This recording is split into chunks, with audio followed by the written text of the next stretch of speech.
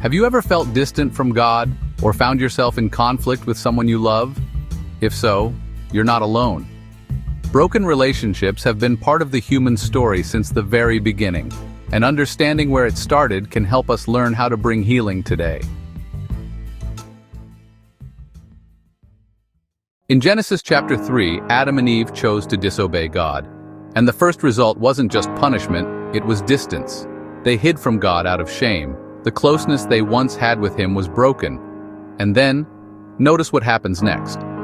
When God asked Adam what happened, Adam blamed Eve, and Eve blamed the serpent. The very first human relationship was now fractured by finger-pointing, blame, and distrust. That moment set a pattern we still see today. Sin doesn't just separate us from God, it divides us from each other. Think about your own life. How many struggles you face are connected to broken relationships? It could be distance from God because of guilt or shame.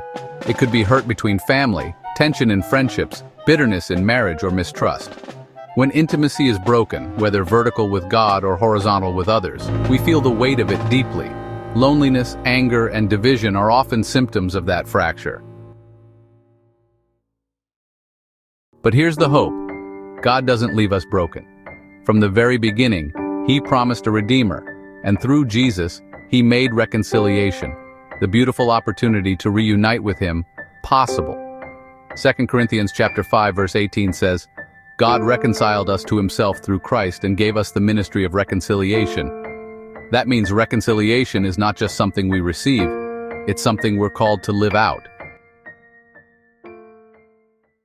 So how do we do that? How do we step into healing in a world full of broken relationships? Here are 3 daily habits to try. 1.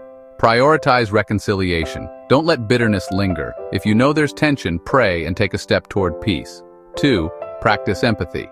Listen before reacting. Ask yourself, what might this person be feeling right now? And 3. Choose forgiveness. Forgiveness doesn't excuse the hurt, but it sets you free from carrying the weight of it. These small habits reflect God's heart and open the door for healing. Broken relationships don't have to stay broken. With God's help, what was fractured can be restored. You may not be able to change everything or everyone, but you can choose reconciliation, empathy, and forgiveness in your own walk. This is the moment where we learn how the Bible speaks directly into our lives. If this message encouraged you, be sure to like, subscribe, and share it with someone who may need healing in their relationships today.